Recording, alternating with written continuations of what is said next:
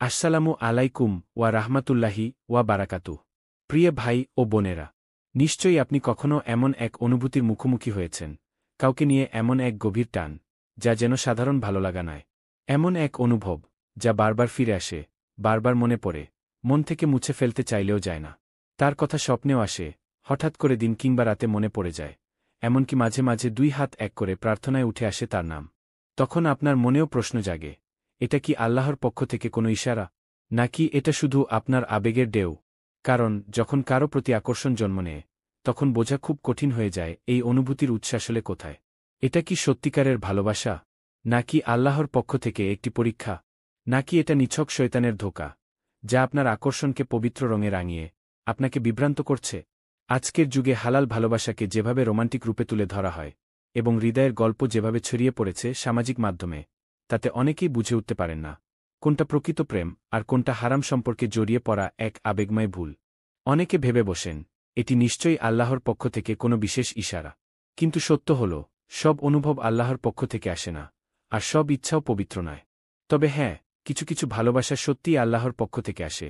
এগুলো হয় তার পরিকল্পনার অংশ, একটি বিশেষ রহমত, যা আপনার জীবনে কোনো মহৎ উদ্দেশ্য নিয়ে আসে। কিন্তু আপনি কিভাবে বুঝবেন, কিভাবে জানবেন এই ভালোবাসাটা আল্লাহর পক্ষ থেকে পাঠানো কোনো রহমত, নাকি এটি কেবল এক মুহূর্তের আবেগ, যা আপনাকে সঠিক পথ থেকে সরিয়ে নিয়ে যেতে পারে? ভিডিওটি শেষ পর্যন্ত দেখুন, কারণ এই ভিডিওতে আমরা জানব 4টি স্পষ্ট আলামত, যা দেখে আপনি নিজেই বুঝতে পারবেন আপনার হৃদয়ে জন্ম নেওয়া এই অনুভবটি আসলেই আল্লাহর পক্ষ থেকে আসা কোনো বিশেষ বার্তা, নাকি এটি কেবল আবেগের খেলায় তৈরি হওয়া একটি বিভ্রান্তি। অনেকেই ভালোবাসার পিছনে না ভেবে ছুটে গিয়ে এমন ভুল করে বসেন, যার জন্য সারা জীবন আফসোস করতে হয়। কিন্তু আপনি যদি এই 4টি আলামতের যে কোনো একটি নিজের মাঝে পান, তবে ধরে নিতে পারেন আপনার হৃদয় পথভ্রষ্ট নয়, বরং সঠিক পথের দিকে পরিচালিত হচ্ছে। তৈরি থাকুন হৃদয় ছুঁয়ে যাওয়া একটি আত্মবিশ্লেষণী সফরের জন্য। প্রথম আলামত, এই টান কি আপনাকে আল্লাহর আরও কাছাকাছি টেনে নিচ্ছে? যদি কোনো একজন মানুষকে নিয়ে আপনার হৃদয়ে গভীর অনুভব জন্ম নেয়, আর সেই অনুভূতি আপনাকে আল্লাহর স্মরণে আরও ব্যস্ত করে তোলে, তাহলে এটি কেবল আবেগ নয়, এটি হতে পারে আল্লাহর পক্ষ থেকে আসা একটি বিশেষ ইশারা। আপনি তার কথা ভাবছেন, কিন্তু আশ্চর্যজনকভাবে সেই চিন্তা আপনাকে নামাজের কথা মনে করিয়ে দেয়। আপনার অন্তর দোয়ার দিকে ঝুঁকে পড়ে। আপনি দুঃসাহসী বা বেপরোয়া হয়ে পড়েন না, বরং নিজের চরিত্রের দিকে আরও সতর্ক হয়ে ওঠেন। মনে হয় এই অনুভবকে পবিত্র রাখতে হবে, এই টানকে অপবিত্র কোনো পথে যেতে দেওয়া যাবে না। এটা ভালো লাগার পেছনে ছুটে বেড়ানো নয়, বরং একটি শান্ত দায়িত্ববোধ। এই অনুভূতি যেন হারিয়ে না যায়, এই অনুভূতির মর্যাদা যেন রক্ষা পায়। এটাই এক শক্তিশালী আলামত যে এই ভালোবাসা কেবল নফসের খেয়াল থেকে নয়, বরং একটি পরিশুদ্ধ আহ্বান আল্লাহর দিকে ফেরার। কারণ যখন কোনো টান কেবল আবেগ বা নফস থেকে আসে, তখন সেটা মানুষকে ধীরে ধীরে আল্লাহ থেকে দূরে সরিয়ে দেয়। আপনি ছোট ছোট গুনাহকে হালকা ভাবতে শুরু করেন। ভাবেন, আসলে তো শুধু কথা বলছি, কিংবা একটু দেরি করে নামাজ পড়লেও সমস্যা কি? আপনি মেসেজের অপেক্ষায় ইবাদতের সময়ও ঘড়ি দেখেন, রাত জেগে থাকেন ইবাদতের জন্য নয়, বরং চ্যাটিংয়ের জন্য। কিন্তু যখন সেই টান আল্লাহর পক্ষ থেকে হয়, তখন সেটি আপনাকে বদলে দিতে শুরু করে। আপনি দৃষ্টি নিচু রাখেন লজ্জার কারণে নয়, বরং এই সম্পর্কের প্রতি সম্মান দেখানোর জন্য। আপনি কেবল তার জন্য নয়, বরং তার হেদায়েতের জন্য দোয়া করতে শুরু করেন। আপনি ভাবেন না কিভাবে তাকে ইমপ্রেস করবেন, বরং ভাবেন কিভাবে নিজেকে এমন বানাতে পারি যেন আল্লাহর কাছে এই ভালোবাসার উপযুক্ত হয়ে উঠি। আপনার হৃদয় থেকে এমন দোয়া উঠে আসে, হে আল্লাহ, যদি এই মানুষটি আমার জন্য কল্যাণকর হয়, তাহলে আমাকে এমন বানিয়ে দিন যেন আমি তার উপযুক্ত হই। এমন চাওয়া কোনো দুনিয়াবি অফিস বা রোমান্টিক আবেশ থেকে আসে না, এটা আসে এক গভীর, পরিশুদ্ধ আত্মিক টান থেকে, যেটা আল্লাহর স্মরণে পবিত্র হয়ে উঠেছে। রাসূলুল্লাহ সাল্লাল্লাহু আলাইহি ওয়াসাল্লাম বলেছেন, আল্লাহর জিকির ছাড়া কোনো হৃদয় শান্তি পায় না।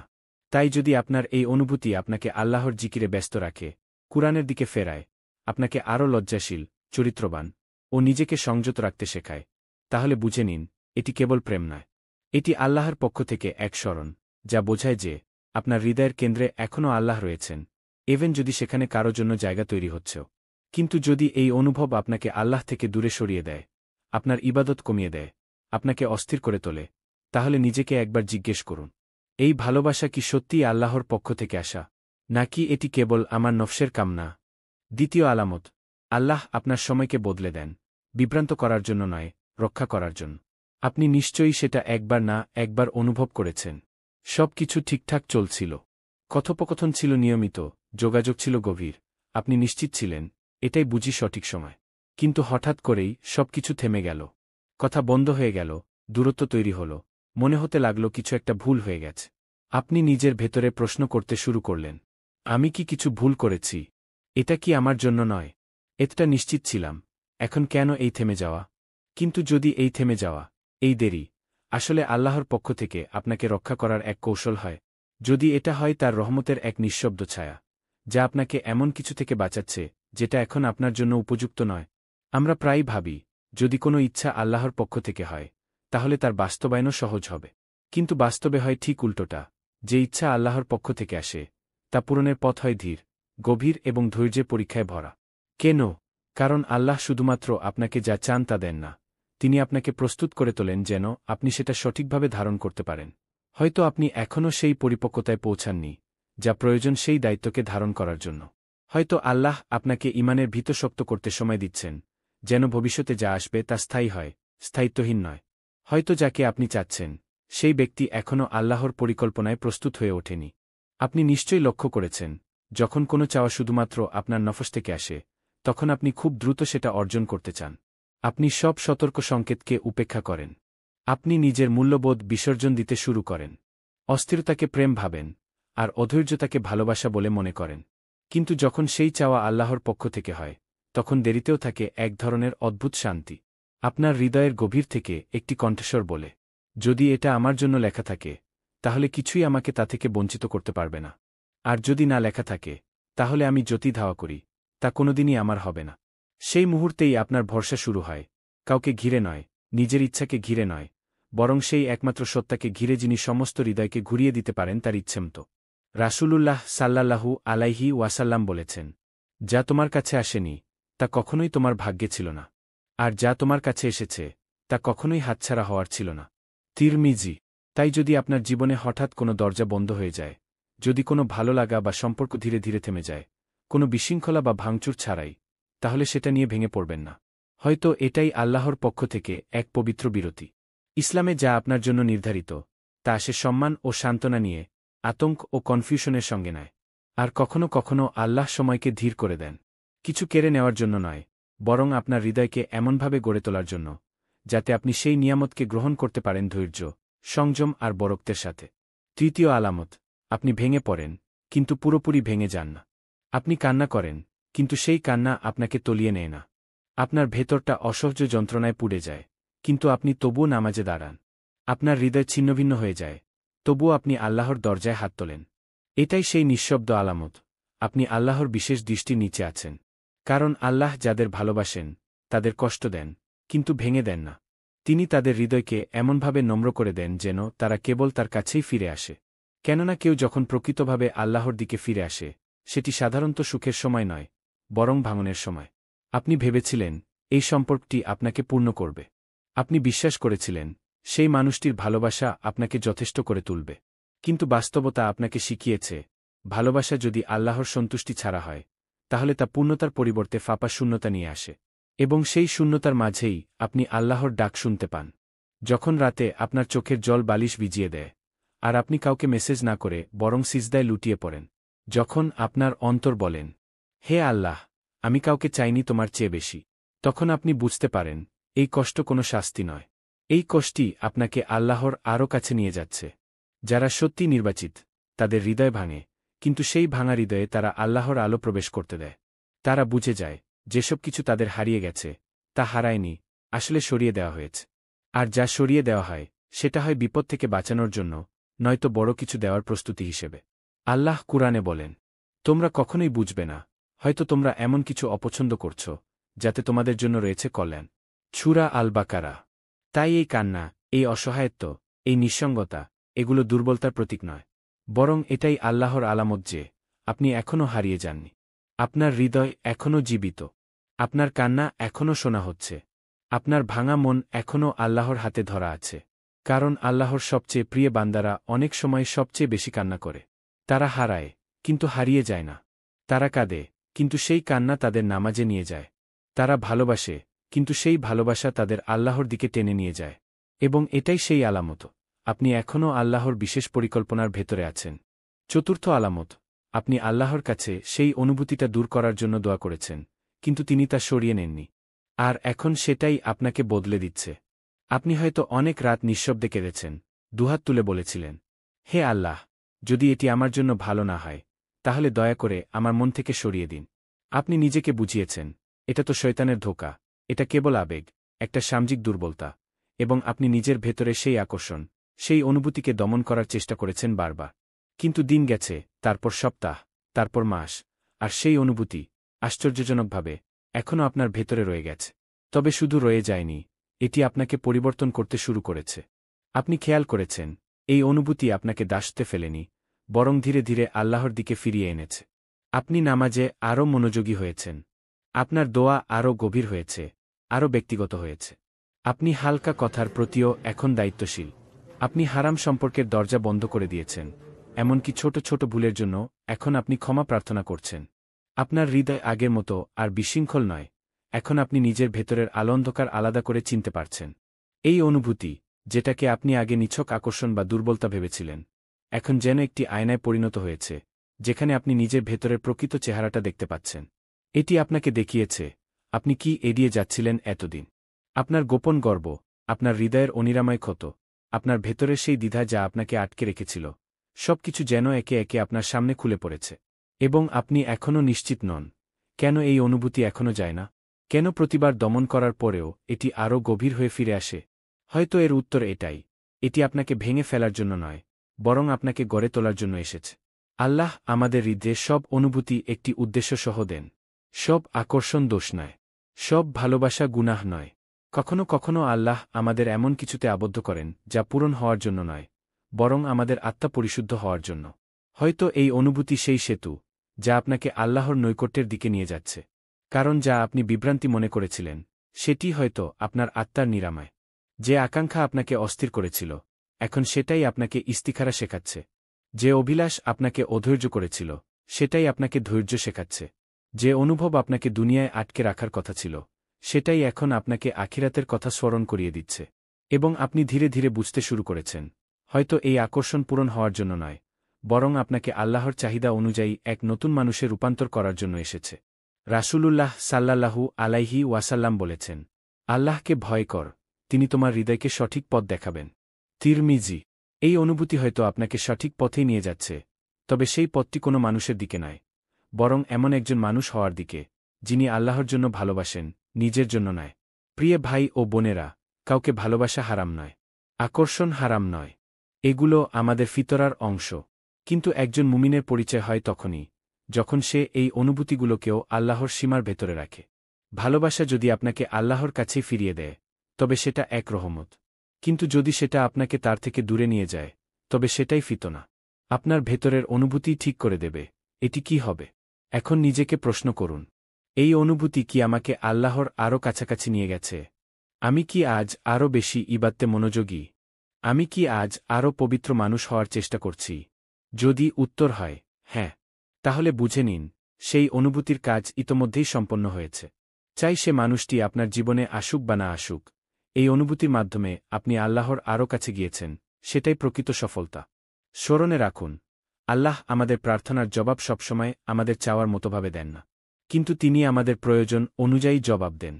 আর সেই প্রয়োজন কখনো কখনো হয় একটি পরিণতি নয়, বরং এক অনন্ত পরিবর্তন। যদি হৃদয়ে ব্যথা থাকে, যদি কি করবেন বুঝতে না পারেন, তাহলে সিজদায় পড়ে বলুন, ইয়া আল্লাহ, যদি এই ব্যক্তি আমার জন্য হয়, তাহলে সহজ ও পবিত্রভাবে দান করুন। আর যদি না হয় তবে ব্যথাহীনভাবে আমার হৃদয় থেকে সরিয়ে দিন। এই অনুভূতির বদলে আমাকে আরও ভালো কিছু দিন, আর আমাকে এমন ভালোবাসা দিন যা আমার জন্য আপনি লিখে রেখেছেন। এই ভিডিওটি যদি আপনার হৃদয় স্পর্শ করে থাকে তবে নিচে কমেন্ট এই লিখুন, হে আল্লাহ, আমার হৃদয় শুদ্ধ করুন এবং আমার আবেগকে সঠিক পথ প্রদর্শন করুন। হয়তো আপনার এই ছোট্ট কথাটি কারো রাতের অশান্তি দূর করবে। আর যদি এই ভিডিও থেকে সামান্যতম স্পষ্টতা পেয়ে থাকেন, তবে লাইক ও সাবস্ক্রাইব করতে ভুলবেন না।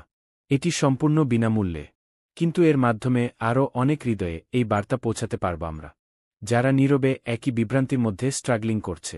আল্লাহ আপনার নিয়ত পবিত্র করুন, আপনার আবেগকে হেফাজত করুন এবং এমন একটি ভালোবাসা দান করুন যা দুনিয়া ও আখিরাতে আপনাকে তার আরও কাছে নিয়ে যায়। আমিন। আসসালামু আলাইকুম ওয়া রাহমাতুল্লাহি ওয়া বারাকাতুহু। প্রিয় ভাই ও বোনেরা, নিশ্চয়ই আপনি কখনও এমন এক অনুভূতির মুখোমুখি হয়েছেন, কাউকে নিয়ে এমন এক গভীর টান, যা যেন সাধারণ ভালোলাগা নয়। এমন এক অনুভব, যা বারবার ফিরে আসে, বারবার মনে পড়ে, মন থেকে মুছে ফেলতে চাইলেও যায় না। তার কথা স্বপ্নেও আসে, হঠাৎ করে দিন কিংবা রাতে মনে পড়ে যায়, এমনকি মাঝে মাঝে দুই হাত এক করে প্রার্থনায় উঠে আসে তার নাম। তখন আপনার মনেও প্রশ্ন জাগে, এটা কি আল্লাহর পক্ষ থেকে কোনো ইশারা, নাকি এটা শুধু আপনার আবেগের ঢেউ? কারণ যখন কারো প্রতি আকর্ষণ জন্ম নেয়, তখন বোঝা খুব কঠিন হয়ে যায় এই অনুভূতির উৎস আসলে কোথায়। এটা কি সত্যিকারের ভালোবাসা, নাকি আল্লাহর পক্ষ থেকে একটি পরীক্ষা, নাকি এটা নিছক শয়তানের ধোঁকা, যা আপনার আকর্ষণকে পবিত্র রঙে রাঙিয়ে আপনাকে বিভ্রান্ত করছে? আজকের যুগে হালাল ভালোবাসাকে যেভাবে রোমান্টিক রূপে তুলে ধরা হয় এবং হৃদয়ের গল্প যেভাবে ছড়িয়ে পড়েছে সামাজিক মাধ্যমে, তাতে অনেকেই বুঝে উঠতে পারেন না কোনটা প্রকৃত প্রেম আর কোনটা হারাম সম্পর্কে জড়িয়ে পড়া এক আবেগময় ভুল। অনেকে ভেবে বসেন, এটি নিশ্চয়ই আল্লাহর পক্ষ থেকে কোনো বিশেষ ইশারা। কিন্তু সত্য হল, সব অনুভব আল্লাহর পক্ষ থেকে আসে না, আর সব ইচ্ছাও পবিত্র নয়। তবে হ্যাঁ, কিছু কিছু ভালোবাসা সত্যিই আল্লাহর পক্ষ থেকে আসে। এগুলো হয় তার পরিকল্পনার অংশ, একটি বিশেষ রহমত, যা আপনার জীবনে কোনো মহৎ উদ্দেশ্য নিয়ে আসে। কিন্তু আপনি কিভাবে বুঝবেন, কিভাবে জানবেন এই ভালোবাসাটা আল্লাহর পক্ষ থেকে পাঠানো কোনো রহমত, নাকি এটি কেবল এক মুহূর্তের আবেগ, যা আপনাকে সঠিক পথ থেকে সরিয়ে নিয়ে যেতে পারে? ভিডিওটি শেষ পর্যন্ত দেখুন, কারণ এই ভিডিওতে আমরা জানব 4টি স্পষ্ট আলামত, যা দেখে আপনি নিজেই বুঝতে পারবেন আপনার হৃদয়ে জন্ম নেওয়া এই অনুভবটি আসলেই আল্লাহর পক্ষ থেকে আসা কোনো বিশেষ বার্তা, নাকি এটি কেবল আবেগের খেলায় তৈরি হওয়া একটি বিভ্রান্তি। অনেকেই ভালোবাসার পিছনে না ভেবে ছুটে গিয়ে এমন ভুল করে বসেন, যার জন্য সারা জীবন আফসোস করতে হয়। কিন্তু আপনি যদি এই 4টি আলামতের যে কোনো একটি নিজের মাঝে পান, তবে ধরে নিতে পারেন আপনার হৃদয় পথভ্রষ্ট নয়, বরং সঠিক পথের দিকে পরিচালিত হচ্ছে। তৈরি থাকুন হৃদয় ছুঁয়ে যাওয়া একটি আত্মবিশ্লেষণী সফরের জন্য।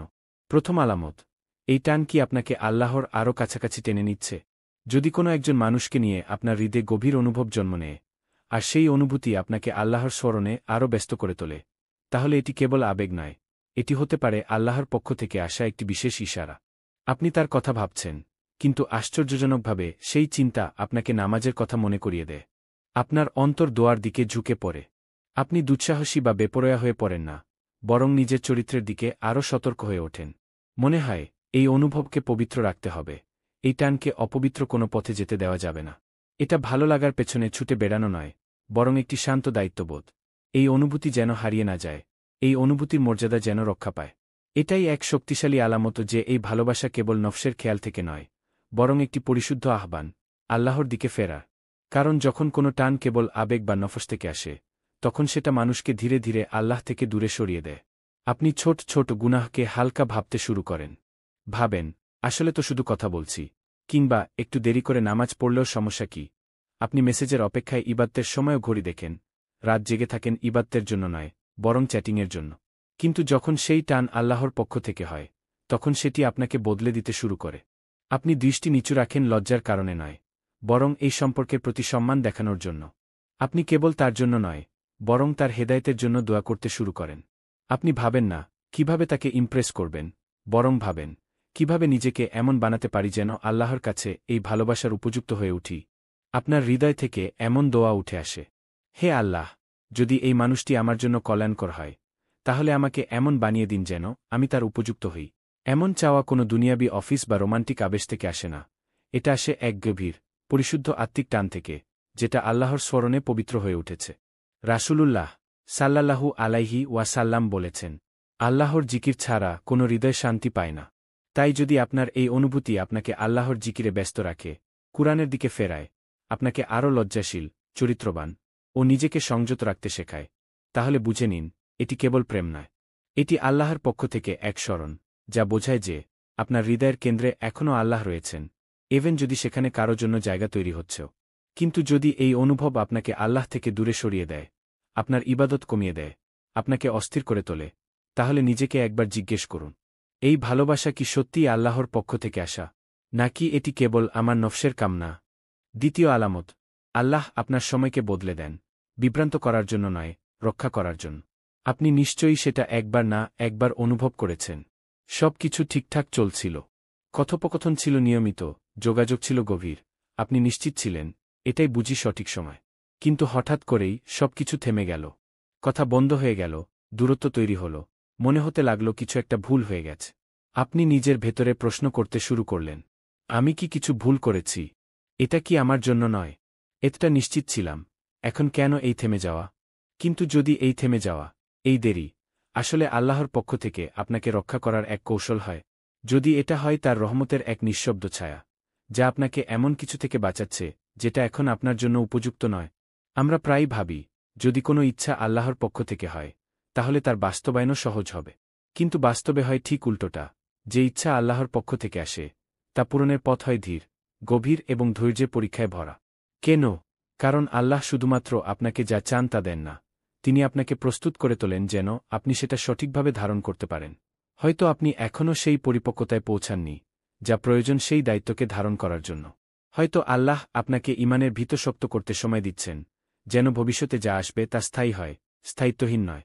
হয়তো যাকে আপনি চাচ্ছেন, সেই ব্যক্তি এখনও আল্লাহর পরিকল্পনায় প্রস্তুত হয়ে ওঠেনি। আপনি নিশ্চয়ই লক্ষ্য করেছেন, যখন কোনো চাওয়া শুধুমাত্র আপনার নফস থেকে আসে, তখন আপনি খুব দ্রুত সেটা অর্জন করতে চান। আপনি সব সতর্ক সংকেতকে উপেক্ষা করেন। আপনি নিজের মূল্যবোধ বিসর্জন দিতে শুরু করেন। অস্থিরতাকে প্রেম ভাবেন, আর অধৈর্যতাকে ভালোবাসা বলে মনে করেন। কিন্তু যখন সেই চাওয়া আল্লাহর পক্ষ থেকে হয়, তখন দেরিতেও থাকে এক ধরনের অদ্ভুত শান্তি। আপনার হৃদয়ের গভীর থেকে একটি কণ্ঠস্বর বলে, যদি এটা আমার জন্য লেখা থাকে, তাহলে কিছুই আমাকে তা থেকে বঞ্চিত করতে পারবে না। আর যদি না লেখা থাকে, তাহলে আমি যতই ধাওয়া করি, তা কোনোদিনই আমার হবে না। সেই মুহূর্তেই আপনার ভরসা শুরু হয়, কাউকে ঘিরে নয়, নিজের ইচ্ছাকে ঘিরে নয়, বরং সেই একমাত্র সত্তাকে ঘিরে যিনি সমস্ত হৃদয়কে ঘুরিয়ে দিতে পারেন তার ইচ্ছেমতো।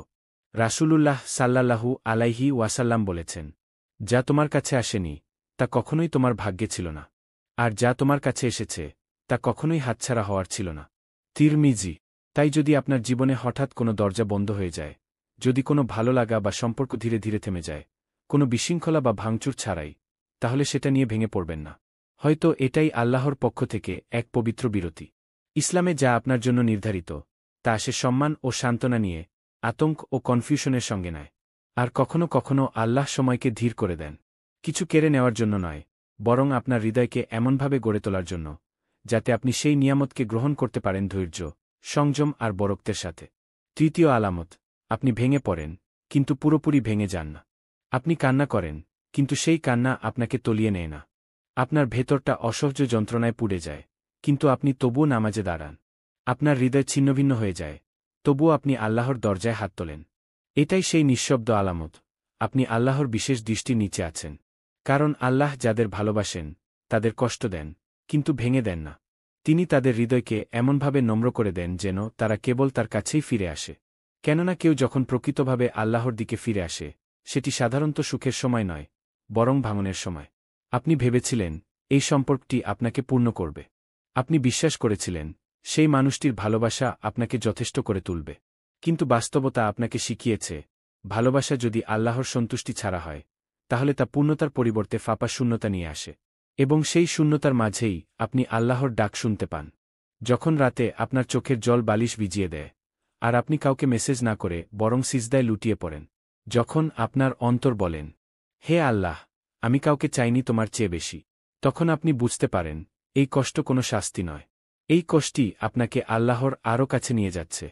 যারা সত্যি নির্বাচিত, তাদের হৃদয় ভাঙে, কিন্তু সেই ভাঙা হৃদয়ে তারা আল্লাহর আলো প্রবেশ করতে দেয়। তারা বুঝে যায়, যেসব কিছু তাদের হারিয়ে গেছে, তা হারায়নি, আসলে সরিয়ে দেওয়া হয়েছে।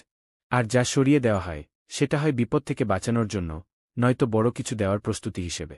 আল্লাহ কুরআনে বলেন, তোমরা কখনোই বুঝবে না, হয়তো তোমরা এমন কিছু অপছন্দ করছ, যাতে তোমাদের জন্য রয়েছে কল্যাণ। সূরা আল বাকারা। তাই এই কান্না, এই অসহায়ত্ব, এই নিঃসঙ্গতা, এগুলো দুর্বলতার প্রতীক নয়, বরং এটাই আল্লাহর আলামত যে আপনি এখনও হারিয়ে যাননি। আপনার হৃদয় এখনও জীবিত। আপনার কান্না এখনও শোনা হচ্ছে। আপনার ভাঙা মন এখনও আল্লাহর হাতে ধরা আছে। কারণ আল্লাহর সবচেয়ে প্রিয় বান্দারা অনেক সময় সবচেয়ে বেশি কান্না করে। তারা হারায়, কিন্তু হারিয়ে যায় না। তারা কাঁদে, কিন্তু সেই কান্না তাদের নামাজে নিয়ে যায়। তারা ভালোবাসে, কিন্তু সেই ভালোবাসা তাদের আল্লাহর দিকে টেনে নিয়ে যায়। এবং এটাই সেই আলামত, আপনি এখনও আল্লাহর বিশেষ পরিকল্পনার ভেতরে আছেন। চতুর্থ আলামত, আপনি আল্লাহর কাছে সেই অনুভূতিটা দূর করার জন্য দোয়া করেছেন, কিন্তু তিনি তা সরিয়ে নেননি। আর এখন সেটাই আপনাকে বদলে দিচ্ছে। আপনি হয়তো অনেক রাত নিঃশব্দে কেঁদেছেন, দুহাত তুলে বলেছিলেন, হে আল্লাহ, যদি এটি আমার জন্য ভালো না হয় তাহলে দয়া করে আমার মন থেকে সরিয়ে দিন। আপনি নিজেকে বুঝিয়েছেন, এটা তো শয়তানের ধোঁকা, এটা কেবল আবেগ, একটা সামাজিক দুর্বলতা, এবং আপনি নিজের ভেতরে সেই আকর্ষণ, সেই অনুভূতিকে দমন করার চেষ্টা করেছেন বারবার। কিন্তু দিন গেছে, তারপর সপ্তাহ, তারপর মাস, আর সেই অনুভূতি, আশ্চর্যজনকভাবে, এখনও আপনার ভেতরে রয়ে গেছে। তবে শুধু রয়ে যায়নি, এটি আপনাকে পরিবর্তন করতে শুরু করেছে। আপনি খেয়াল করেছেন, এই অনুভূতি আপনাকে দাসত্বে ফেলেনি, বরং ধীরে ধীরে আল্লাহর দিকে ফিরিয়ে এনেছে। আপনি নামাজে আরও মনোযোগী হয়েছেন। আপনার দোয়া আরও গভীর হয়েছে, আরও ব্যক্তিগত হয়েছে। আপনি হালকা কথার প্রতিও এখন দায়িত্বশীল। আপনি হারাম সম্পর্কের দরজা বন্ধ করে দিয়েছেন, এমনকি ছোট ছোট ভুলের জন্য এখন আপনি ক্ষমা প্রার্থনা করছেন। আপনার হৃদয় আগের মতো আর বিশৃঙ্খল নয়, এখন আপনি নিজের ভেতরের আলো অন্ধকার আলাদা করে চিনতে পারছেন। এই অনুভূতি, যেটাকে আপনি আগে নিছক আকর্ষণ বা দুর্বলতা ভেবেছিলেন, এখন যেন একটি আয়নায় পরিণত হয়েছে, যেখানে আপনি নিজের ভেতরের প্রকৃত চেহারাটা দেখতে পাচ্ছেন। এটি আপনাকে দেখিয়েছে আপনি কি এড়িয়ে যাচ্ছিলেন এতদিন।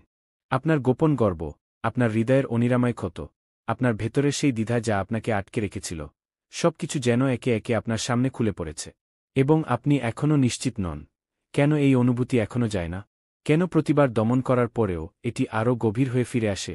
হয়তো এর উত্তর এটাই, এটি আপনাকে ভেঙে ফেলার জন্য নয়, বরং আপনাকে গড়ে তোলার জন্য এসেছে। আল্লাহ আমাদের হৃদয়ে সব অনুভূতি একটি উদ্দেশ্য সহ দেন। সব আকর্ষণ দোষ নয়, সব ভালোবাসা গুনাহ নয়। কখনো কখনো আল্লাহ আমাদের এমন কিছুতে আবদ্ধ করেন যা পূরণ হওয়ার জন্য নয়, বরং আমাদের আত্মা পরিশুদ্ধ হওয়ার জন্য। হয়তো এই অনুভূতি সেই সেতু, যা আপনাকে আল্লাহর নৈকট্যের দিকে নিয়ে যাচ্ছে। কারণ যা আপনি বিভ্রান্তি মনে করেছিলেন, সেটি হয়তো আপনার আত্মার নিরাময়। যে আকাঙ্ক্ষা আপনাকে অস্থির করেছিল, এখন সেটাই আপনাকে ইস্তিখারা শেখাচ্ছে। যে অভিলাষ আপনাকে অধৈর্য করেছিল, সেটাই আপনাকে ধৈর্য শেখাচ্ছে। যে অনুভব আপনাকে দুনিয়ায় আটকে রাখার কথা ছিল, সেটাই এখন আপনাকে আখিরাতের কথা স্মরণ করিয়ে দিচ্ছে। এবং আপনি ধীরে ধীরে বুঝতে শুরু করেছেন, হয়তো এই আকর্ষণ পূরণ হওয়ার জন্য নয়, বরং আপনাকে আল্লাহর চাহিদা অনুযায়ী এক নতুন মানুষে রূপান্তর করার জন্য এসেছে। রাসূলুল্লাহ সাল্লাল্লাহু আলাইহি ওয়াসাল্লাম বলেছেন, আল্লাহকে ভয় কর, তিনি তোমার হৃদয়কে সঠিক পথ দেখাবেন। তিরমিজি। এই অনুভূতি হয়তো আপনাকে সঠিক পথেই নিয়ে যাচ্ছে, তবে সেই পথটি কোনো মানুষের দিকে নয়, বরং এমন একজন মানুষ হওয়ার দিকে, যিনি আল্লাহর জন্য ভালোবাসেন, নিজের জন্য নয়। প্রিয় ভাই ও বোনেরা, কাউকে ভালোবাসা হারাম নয়, আকর্ষণ হারাম নয়, এগুলো আমাদের ফিতরার অংশ। কিন্তু একজন মুমিনের পরিচয় হয় তখনই, যখন সে এই অনুভূতিগুলোকেও আল্লাহর সীমার ভেতরে রাখে। ভালোবাসা যদি আপনাকে আল্লাহর কাছেই ফিরিয়ে দেয়, তবে সেটা এক রহমত। কিন্তু যদি সেটা আপনাকে তার থেকে দূরে নিয়ে যায়, তবে সেটাই ফিতনা। আপনার ভেতরের অনুভূতি ঠিক করে দেবে এটি কি হবে। এখন নিজেকে প্রশ্ন করুন, এই অনুভূতি কি আমাকে আল্লাহর আরও কাছাকাছি নিয়ে গেছে? আমি কি আজ আরও বেশি ইবাদতে মনোযোগী? আমি কি আজ আরও পবিত্র মানুষ হওয়ার চেষ্টা করছি? যদি উত্তর হয় হ্যাঁ, তাহলে বুঝে নিন, সেই অনুভূতির কাজ ইতোমধ্যেই সম্পন্ন হয়েছে। চাই সে মানুষটি আপনার জীবনে আসুক বা না আসুক, এই অনুভূতির মাধ্যমে আপনি আল্লাহর আরও কাছে গিয়েছেন, সেটাই প্রকৃত সফলতা। স্মরণে রাখুন, আল্লাহ আমাদের প্রার্থনার জবাব সবসময় আমাদের চাওয়ার মতোভাবে দেন না, কিন্তু তিনি আমাদের প্রয়োজন অনুযায়ী জবাব দেন। আর সেই প্রয়োজন কখনো কখনো হয় একটি পরিণতি নয়, বরং এক অনন্ত পরিবর্তন। যদি হৃদয়ে ব্যথা থাকে, যদি কি করবেন বুঝতে না পারেন, তাহলে সিজদায় পড়ে বলুন, ইয়া আল্লাহ, যদি এই ব্যক্তি আমার জন্য হয়, তাহলে সহজ ও পবিত্রভাবে দান করুন। আর যদি না হয় তবে ব্যথাহীনভাবে আমার হৃদয় থেকে সরিয়ে দিন। এই অনুভূতির বদলে আমাকে আরও ভালো কিছু দিন, আর আমাকে এমন ভালোবাসা দিন যা আমার জন্য আপনি লিখে রেখেছেন। এই ভিডিওটি যদি আপনার হৃদয় স্পর্শ করে থাকে তবে নিচে কমেন্ট এই লিখুন, হে আল্লাহ, আমার হৃদয় শুদ্ধ করুন এবং আমার আবেগকে সঠিক পথ প্রদর্শন করুন। হয়তো আপনার এই ছোট্ট কথাটি কারো রাতের অশান্তি দূর করবে। আর যদি এই ভিডিও থেকে সামান্যতম স্পষ্টতা পেয়ে থাকেন, তবে লাইক ও সাবস্ক্রাইব করতে ভুলবেন না। এটি সম্পূর্ণ বিনামূল্যে, কিন্তু এর মাধ্যমে আরও অনেক হৃদয়ে এই বার্তা পৌঁছাতে পারব আমরা, যারা নীরবে একই বিভ্রান্তির মধ্যে স্ট্রাগলিং করছে। আল্লাহ আপনার নিয়ত পবিত্র করুন, আপনার আবেগকে হেফাজত করুন এবং এমন একটি ভালোবাসা দান করুন যা দুনিয়া ও আখিরাতে আপনাকে তার আরও কাছে নিয়ে যায়। আমিন।